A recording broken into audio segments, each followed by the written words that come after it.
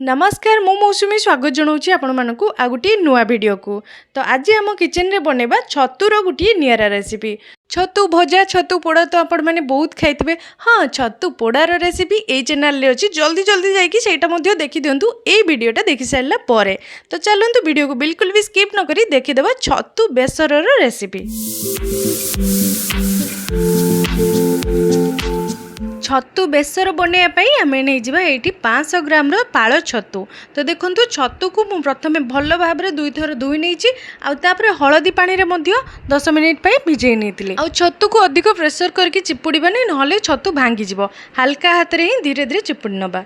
ता सहित मुझे गोटे आलू को एमती टिके मोटा मोटा करके काटी नहीं। छतु बेसर आलू टिके पकेले बहुत बढ़िया टेस्ट आसे। आपड़ चाहिए पकई पारे ना स्किप करें।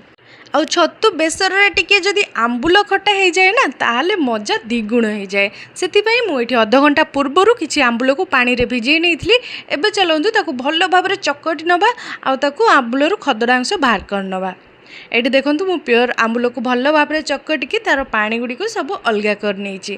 तो आपड़ चाहिए अधिक खटा करपारती ना अल्प हल्का खटा भी करपारती, किंतु आंबुल टिके पकेले बढ़िया लगे। तो एबे चलतु बनैबा बेसर मसला। तापाई मुझे गोटे चामच सोरिष नहीं जाइए, अधा चामच गोटा जीरा आउ नहीं 5 ରୁ 6 कोला रसुण, ता सहित अल्प टिके 1 इंच अदा नहीं जावा, गोटे सुखिला लंका नहीं जावा आउ सेत्रे अल्प टिके पानी मिसेकी ताको भल भाव में बाटी नवा एकदम फाइन पेस्ट करके। तो देखंतु केमती सोरिष बटा हो जाइए बढ़िया भाव में। तो एबे चलतु गैस ऑन करके गोटे कढ़ई नहीं जावा आ कढ़ई रे प्रथम 2-3 चामच तेल नहीं जावा आ तेल भल भाव में गरम होला परे आमे जो छतु को रखिथिलु से छतु सबू एठी तेल रे नहीं जावा। बेसर बनैया पूर्व छतु को टिके हल्का भाजी नेले तार टेस्ट मध्य बहुत बढ़िया आसता है।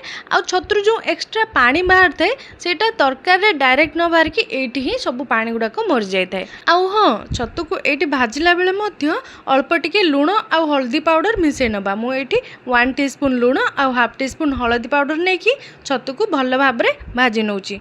तो देखंतु एठी छतुरु धीरे धीरे पानी बाहर स्टार्ट हो गलानी। आहरी धीरे धीरे देखंतु केते सारा पानी बाहरिबो। आ छतु को आम ये ढांकीबानी एमती ही ताकू खुलारे ही भाजी चलवा, कहीं बहुत पानी बाहर थाए। आ जदि ढांकुणी लगे भाजवा ताहले पानी मरबनी जल्दी, एथरू पानी बाहर की धीरे धीरे मरीज आ से ही छतु सीझीज। तो देखो पानी बाहर की धीरे धीरे पानी सब मरी सारे आ खाली तेल रे ही एबे छतु भाजी होची।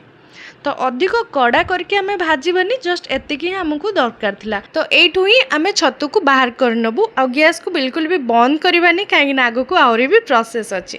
तो देखो सब छतु को बाहर कर सारा पर से कढ़ई रे ही मु आउ 2 ରୁ 3 चामच तेल नहीं जाइए। आ तेल भल भाव में गरम होला परे सेथिरे 1/2 टीस्पून नहीं जिबा पंच फुटण, 1/2 टीस्पून नहीं जिबा जीरा आ जीरा पंच फुटण भल भाव में फुटी सारा पर सेथिरे मु गोटे सुखिला लंका नहीं जाउची। आ सेथिरे आमे ऐड कर देबा किछि पियाज।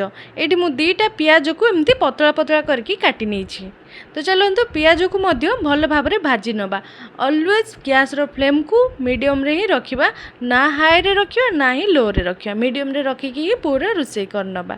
तो देखंतु पियाज हमर भल भाव में भाजी हो गलानी, तार कलर भी पूरा चेंज हो आसलानी, एकदम गोल्डन ब्राउन कलर हो गलानी। तो चलतु एबे एठी हमें नहीं जिबा किछि टमाटो।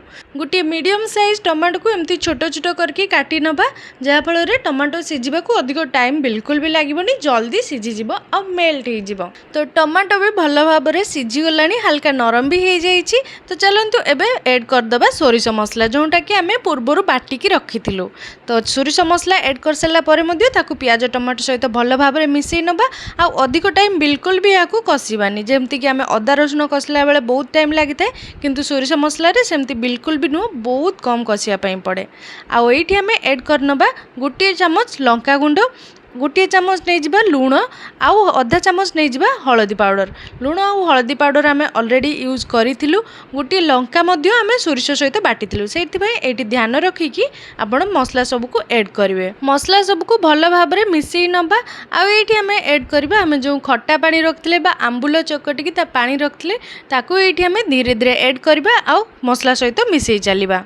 आंबुल पानी सहित मसला को आउ किछि समय एमती कषि नबा आ मझिरे ताकू छाड़ीदेवा 20 ରୁ 30 सेकेंड पे एमती फुट आसिया पर्यंत। देखंतु बढ़िया भाव में मसला बनी गलानी एकदम ग्रेवी ग्रेवी बनी जाइछि। तो एबे चलंतु मसला रे नै जिबा आलू।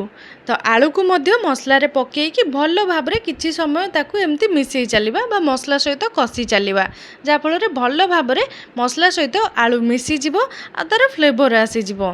तो ये आम कंचा आलू जेहेतु यूज करछु से ढांकुणी लगे 2 ରୁ 3 मिनिट पर्यंत एमती सिझा छाड़ीदबा। तो देखंतु ये 3 ରୁ 4 मिनिट हो गलानी आलू भल भाव में सिझी जाइथिबो। आउ मसला भी आमर अधिक सुखिला है नहीं एमती टिके लटपटिया अच्छी एमती टिके ग्रेवी ग्रेवी अच्छी। तो आउ टिके भल भाव में 20 ରୁ 30 सेकेंड पर्यंत एमती कषि चलिबा। आउ तापर आमे ऐड करनबा एठी छतु। आउ छतु को आमे प्रथम रु हल्का रोस्ट कर नैथिलु ना सेथरु बिल्कुल भी पानी बाहरिबोनी आउ खाइबा पई मध्ये टेस्टी टेस्टी लागिवो। तो देखंतु छतु सहित भल भाव में आलू आउ मसला को टिके कषि नबा बेसी समय नहीं ऑलरेडी छतु भी तो भाजिकी अच्छी आउ मसला भी सब रेडी अच्छी एमती बस 30 ରୁ 40 सेकेंड पर्यंत ताकू एमती चलई नबा। आउ देखंतु एटी पूरा सुखिला सुखिला अछि आपण चाहिले एमती सुखिला भी खाई परिबे किंतु टिके लटपटिया ग्रेवी ग्रेवी रहिले भल लागे खाइबा को।